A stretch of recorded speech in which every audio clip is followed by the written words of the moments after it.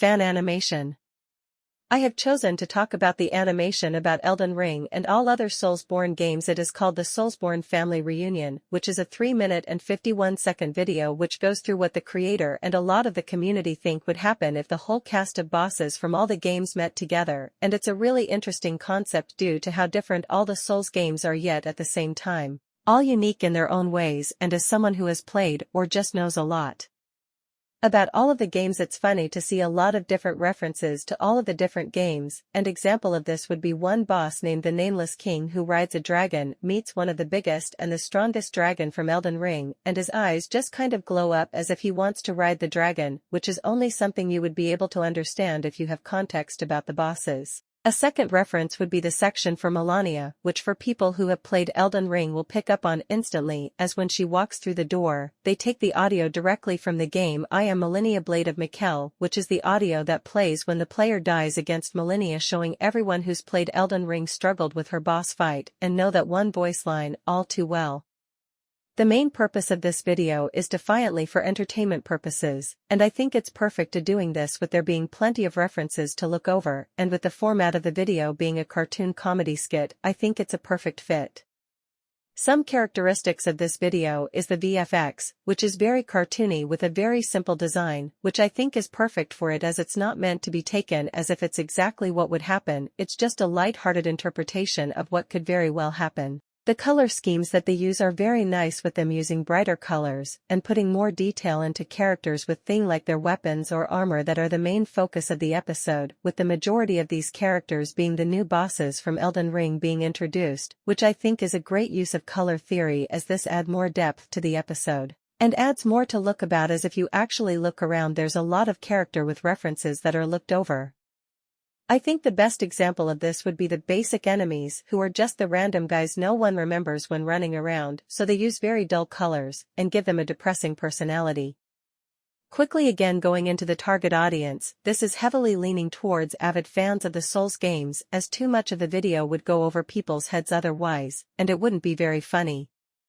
The legality of this video is very simple. I don't see many problems that could come up with this video legally, as it's a very jokey video. However, there could be a little copyright problem with the fact that making animations based on a game is dipping your toes to say in copyright, as it can be seen as copyright. However, if it's different enough from the game itself, which in this case I'd say just about is different enough, thanks to the subtlety made references and jokes, this would also link into the ethical constraints of this video, because there's the question, is it right to make a video like this without permission? Even if it's in a harmless manner, it could still be seen as wrong to do so. Other than this, there's nothing that people watching this video shouldn't expect from the mature rating of the games it's based on. The second video I've gone with to compare with is an interesting choice of the new Elden Ring's DLC trailer video showing the Shadow of the Erdtree, which is a 3-minute and 7-second video, and its purpose is to get everyone excited for the new content they'll be adding to the game. The main excitement comes out the fact it's got a release date everyone can wait for. Other than this, it's obviously going over a few things from areas,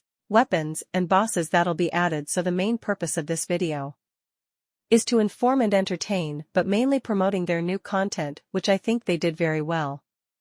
This is very different compared to the previous video, as this is purely for promoting and informing, whereas the previous video is a complete cartoon comedy skit. A characteristic of this trailer, which I think is near perfection, is the framing, which is done exultantly, and I think this is very important for a trailer, because you want to show off things without showing too much, which I think they do perfect. A great example of this would be at the end of the trailer. They show a very anticipated character's hand and hair for a split second in a very mysterious way, which makes you question what you're doing, but at the same time, the whole trailer is based around this character, and the voiceover in the character is talking about this character almost the whole time, which brings up even more questions about what could they be doing.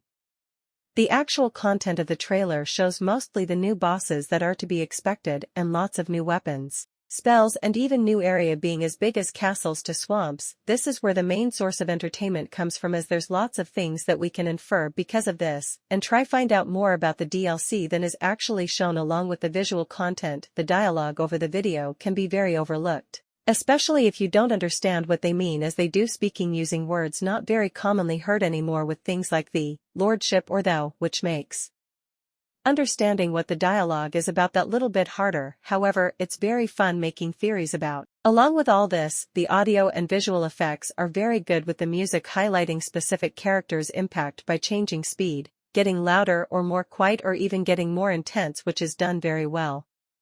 In addition to this, the images shown are cleverly shown as you can really tell what the main aspects of the trailer are as they clearly show what's more important with close-up shots and leaving mysteries while still giving good information to go off to make theories. Also, the actually scenery of the DLC looks incredible and just adds on to the excitement. This is obviously very primary targeted at people who have played Elden Ring and want more of new content to play in the game. However, this doesn't mean it can't bring new people into wanting to play the game, then along with this play the DLC when it comes out. However, this would still mean you have some sort of interest in the game. Legally, this trailer is all good, as a big thing about trailers must add is an ages rating, which is this first thing the trailer shows, which is PEGI 16 because of the elements of violence with large blood effects and dead bodies. Defiantly a mature rating for this game is needed. The ethical constraints for the trailer wouldn't quite be known just yet with how much limited information you get from the trailer. However, there are some things such as if they cut content from the trailer and it wasn't actually in the game, this wouldn't be seen as ethical and would mean we were overpromised content. However, I do doubt this would happen purely because of the 2+ years they've taken to make this DLC. This leads into the other ethical point being the high price tag for a DLC, this being £40, which is a high price for normal games, let alone a DLC. However, it's because the fact they've been working on it for so long and there's so much content it could be classed as a whole new game, so I don't personally see this a problem. However, lots of people have expressed they are very unhappy about this. Conclusion. So overall, these two different videos are very different, but obviously being about the same game has lots of similarities at the same game. So starting off with some of the biggest differences would be the purpose of the videos, with the first video of the fan animation being for entertainment, but mainly comedy, is very different from the trailer video, which does also have the purpose of entertainment. However, the main point of the video is defiantly for promotion of the DLC. Other than this, the characteristics are quite different, with the fan animation being a cartoon compared to the gameplay animations of the trailer are very different. However, I think this fits for the purpose of both of the videos. Moving on to a big similarity of these video is the fact they're very tailored to fans of the game, as both of the creators are aware of how fans of the game love mysteries to figure out or references to find, which is a big thing in the community as there's just so much content and things going on in these games. Other than this, they both are made with the purpose to entertain the watcher, which is very normal for a video, of course. However, the way they go around what content they put out, they know how to entertain fans of the game in particular.